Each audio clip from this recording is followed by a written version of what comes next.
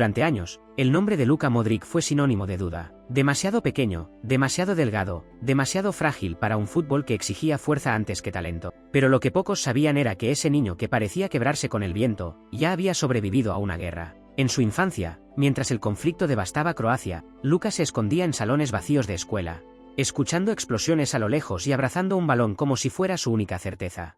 En un mundo roto, el fútbol era una promesa de que algo mejor podía existir. Décadas después, ese mismo niño al que nadie creía capaz de triunfar, conquistó el corazón del club más exigente del planeta. Este es el viaje de un superviviente que venció al miedo, a la crítica y al tiempo. Quédate, porque esta historia cambiará la forma en que ves la vida, y te convenceré de que Luka Modric es el mejor mediocampista que ha visto este deporte.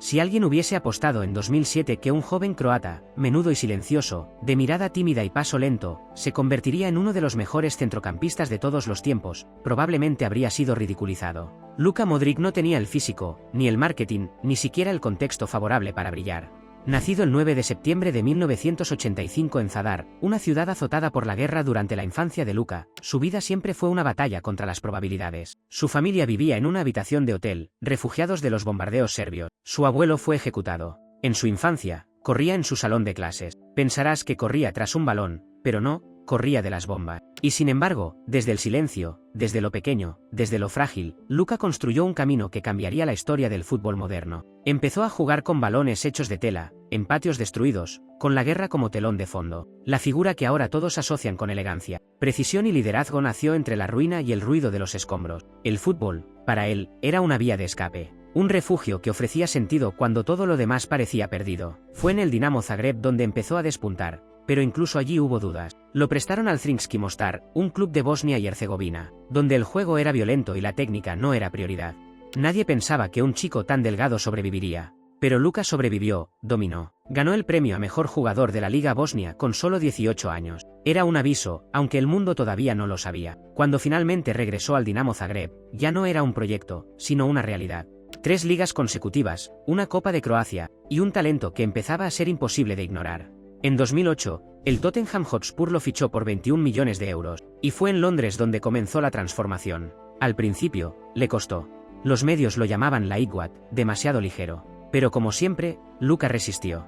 Poco a poco, su clase se impuso. Se volvió indispensable. El timón de un equipo en plena transición. Lo que nadie imaginaba era que su destino no era Inglaterra, sino Madrid. En 2012, el Real Madrid decidió apostar por él. Fue una apuesta controvertida. Llegó con 27 años, sin haber ganado grandes títulos. En sus primeros meses, la prensa lo destrozó. Fue votado como el peor fichaje de la liga en una encuesta de Marca. Incluso por delante de Alex Son. Pero eso fue antes de que todos entendieran lo que Luka podía hacer. No necesitaba brillar con fuegos artificiales. Modric era un faro que ordenaba el mar. Su estilo de juego era tan sutil que a veces solo lo notabas cuando faltaba. Daba ritmo, rompía líneas, se ofrecía siempre, y nunca escondía la cara. Su sociedad con Xabi Alonso, y luego con Toni Kroos y Casemiro, fue la base sobre la que se construyó una era gloriosa.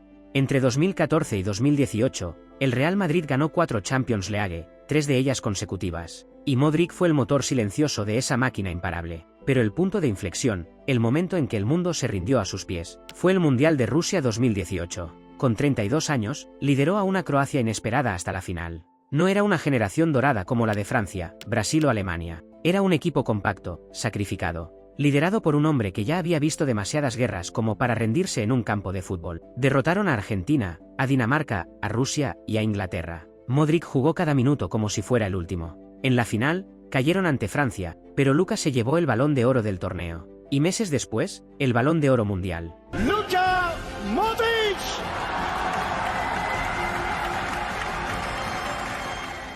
Ese Balón de Oro fue de todos los centrocampistas olvidados que construyen victorias desde el anonimato. Fue un premio a la constancia, al cerebro, a la pausa en medio del caos. Luka Modric rompió una hegemonía de 10 años entre Messi y Cristiano. Y lo hizo sin gritar, sin escándalos, sin polémicas. Lo hizo a su manera. Incluso le entregó el Balón de Oro a Messi al año siguiente, en uno de sus peores años, el 2019, donde ya lo tachaban de viejo y acabado. Esa temporada el Madrid se fue con 0 títulos. A lo largo de los años, Modric se volvió una figura casi mitológica en el Real Madrid. Cuando todos pensaban que su carrera declinaría tras los 33, él siguió siendo titular indiscutible. Zidane, Ancelotti, Lopetegui, Solari. Todos contaron con él. Incluso cuando el club fichó a jóvenes como Valverde, Camavinga o Bellingham, Luka seguía ahí, dando cátedra, enseñando, en silencio, pero con autoridad.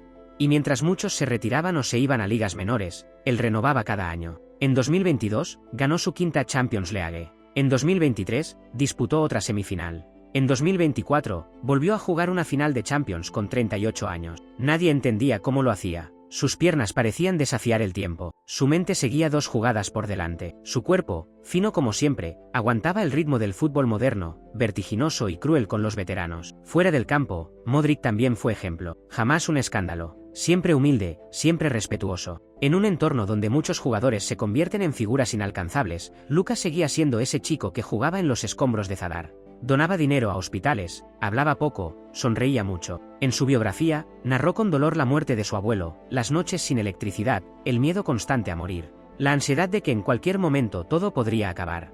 Cada vez que pisaba un campo, sentía que era un regalo. Cada vez que pisaba el campo, besaba la foto de su esposa e hijos, porque sabía que cada día era un milagro. En la selección, siguió siendo líder hasta los 39. En la Eurocopa 2024, llevó otra vez a Croacia a semifinales. Cuando se retiró de la selección, lo hizo como el jugador con más partidos internacionales en la historia del país. Más que Dave Uker, más que Boban, más que nadie. Su legado no se medía solo en números, sino en impacto. En cómo una nación entera se reconocía en su figura. En cómo niños croatas crecían queriendo ser como él, no solo en lo deportivo, sino en lo humano. A lo largo de su carrera, ganó absolutamente todo: 5 Champions, 3 ligas, 5 mundiales de clubes, múltiples supercopas, el Balón de Oro, el premio de Best, mejor jugador de la UEFA, y el amor incondicional de millones. Pero quizás su mayor logro fue demostrar que se puede triunfar sin renunciar a los valores, que se puede ser grande sin ser arrogante, que se puede ganar sin aplastar. Hoy, en 2025, Luka Modric ha decidido dejar el Real Madrid.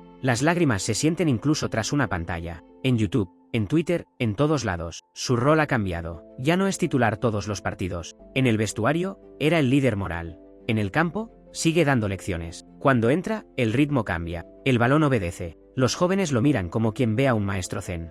Y los rivales lo respetan como se respeta a una leyenda viva. Miles de aficionados culés le ovacionan en redes, le muestran el respeto que se merece. Es algo que ningún jugador ha conseguido en la historia, y se menciona poco. Se hace poco énfasis en que Luka Modric trasciende rivalidades. El talento no entiende de contextos ni de edad.